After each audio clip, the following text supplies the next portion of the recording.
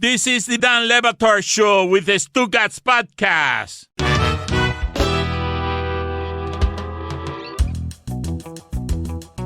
Eventful day. Jon Stewart returning to executive produce The Daily Show and host it on, I guess, Armchair Quarterback Mondays during the election cycle. That's massive. I just learned Billy Joel is releasing new music for the first time in decades. He made it an edict that he wasn't going to turn back on that. He was just done writing new music. And hasn't forgive me on Billy Joel, but hasn't he basically, for people who love Billy Joel, have they not been disappointed in him because it feels like he's just been playing his classics at Madison Square Garden every month? He can sell it out, and he's not doing anything new creatively. Well, I know people who went to a Billy Joel concert recently and were not blown away. He did not play for as long as he should have. He might be getting maybe a little lazy about it. I don't know. Well, the song is called "Turn the Lights Back On," so clearly an attempt at a comeback here. But or is that turn on the lights? Or is that there it is? Or is that him poking fun at himself for the viral video of him performing like, "Stop lighting the audience"? Could be. Stop lighting the audience. They're my show.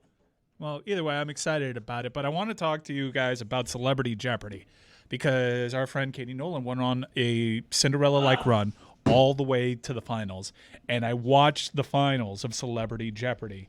It was Mo Rocca, Katie Nolan, and not the Lisa Ann that I was more familiar with, a different Lisa Ann. Oh, God. Also, don't Google that at work. We learned from Taylor. So, Katie was dominating wire to wire the entire time. And then Mo Rocca got lucky with a daily double. That was a Ken Burns question, super easy. And he went into Final Jeopardy as the leader. But Katie's still well within striking distance. So they go across the board. Katie was up first for Final Jeopardy. And it was like literary cliches. It was a 4-word cliche for something that went back to a novel in 1930 where a servant was to blame for something tragic. So I'm in my living room and I'm counting. The butler did it. That's got to be the answer.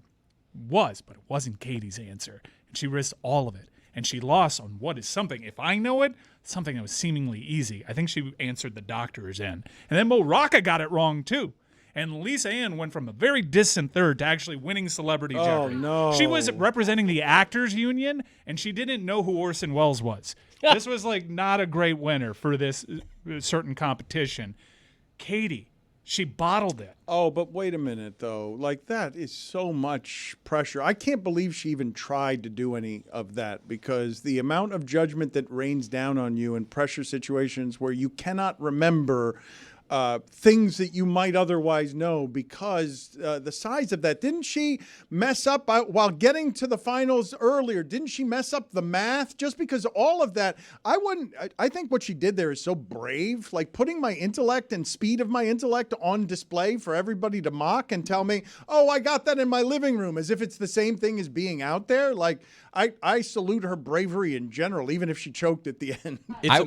I watched one of the earlier ones that she was in to get to the final, and I feel like she crushed a cliche category, too. Like, I feel like it's right in her wheelhouse.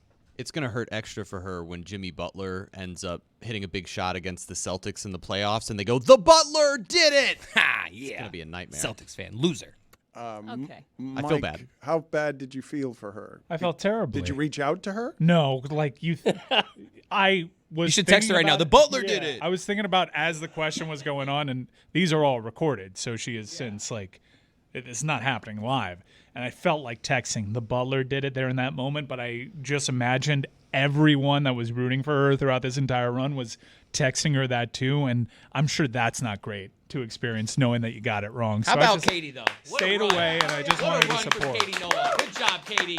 Even though you bottled it. No, see that. Don't do that. Don't. She ruin bottled it. it. Like I think she'd be the first to tell you that she bottled it. I will tell you that she mocked me a great deal for being at one of your DJ sets the last time we went to a Super Bowl. She took a picture of me. I was coming in from someplace else. I had a sports coat on, and she took a picture of me that was meant to mock me as Proud Dad. And I'm telling you that whatever I felt in that photograph, Mike DJing, I felt the same thing with how Katie dominated this tournament just because she decided to do it. I would be scared. You guys would want to do Celebrity Jeopardy? I would be scared. after of watching it. the finals, Oh, I I'd love kind to. of felt pretty good about my chances. Not to be that guy, but Let's see you do it then. Why don't you do it? I don't think I have the I credentials. want to see how you would do. Not even the most famous Mike Ryan. Just like, well, actually, we didn't see the most famous Lisa Ann just win it. So. Dan, you can get in there. I would be too scared of it. I wouldn't want to. I would not be brave enough to do it. I wouldn't want my intellect on display, my You know what the vulnerability move on is, display Dan? there. You know what the move is, Dan? Just blame the buzzer. I did that already. Yeah, no, I saw you. I saw They that can clip. find that on the internet right now. Boardwalk Berman. in baseball, Chris Berman. They can. I got one answer right. This is why I'm telling you these things are more pressurized. Like when I was in college, Yeah, I remember that. Boardwalk in baseball. Greg was 50. Chris Berman. What do you remember about it? It was like It was like an awful set. It was like a panel where you were one of like three guys. Yes, I for the can't remember the University of other Miami. two. Look, this is what I will tell you. I faced off against Cam from Oklahoma, and Oklahoma kicked my ass, dragged me. And my brother, 15 years later, would just text me to taunt me the word Ford because it's the only question I got right. And I was slow. And all you have in the video is me looking at my buzzer and being mad that it's not going fast enough because that's what you'd face on Jeopardy. You would just find me like yelling at my buzzer You were also sweating. because of that. Well, Right. he's always sweating. I feel like if I were in Katie's position, I'd just let Dule Hill win. I'm a huge psycho. I mean, I'm not gonna beat that guy. I'm a fan of his. I'd be starstruck by everyone. There's no chance I'd get a word in. Let them all win. I also you guys have seen me deflate when you ask me a simple question from that room to this room, and I implode. I think if I were to do Celebrity Jeopardy, first of all, I'm not famous enough. Second of all, I would definitely laugh immediately, and then I would just be cracking up the whole time behind the thing with What my is- buzzer. Yeah, I'd be like, "What is?" I'd forget to go, what is? I'd get the question right, but then I'd be penalized for not putting it in a question form, which is the most ridiculous rule in the history of game shows. You you can't just give the answer. You got to say, what is? So ridiculous. Well, you know so they're giving the pointless. answer first. It's the answer. Right, but why do you have to go, what is? You would have been so mad at Mo Rocca when he Goodbye Yellow Brick Road. He just called it Yellow Brick Road and he got it wrong. Oh, my God. You can't do that, Mo. What a great name, though, Mo Rocca. I'm not even sure who he is, but I love the name. I think I know who he is. But we do that with you mentioning that you were mocking Katie Nolan for not knowing the butler did it.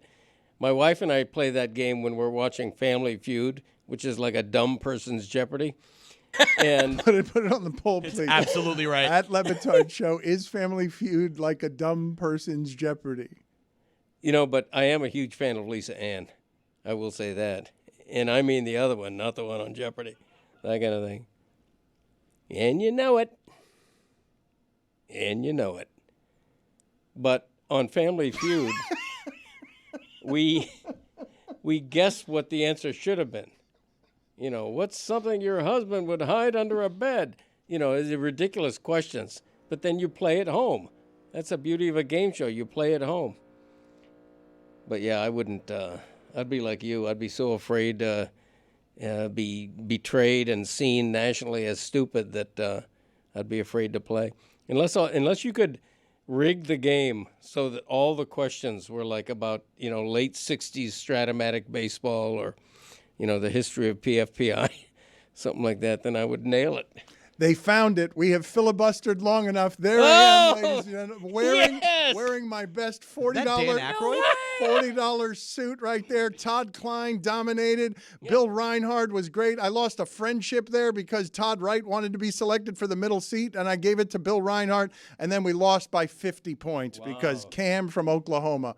That buzzer, slow. Imagine me yelling at that buzzer while Chris Berman is introducing everyone to Boardwalk in baseball. You got to pick the team. I did. Yeah, I was the captain. I got one answer right. Ford. And look, your strategy is I'm just putting my hands over the buzzer. That's right. I don't have to move them at all. I'm going to get there first. Yeah, beautiful head of hair, though. Really nice. Luxurious. All over the forehead. I'm lamenting. Hair doesn't last, believe me. Appreciate it while you got it.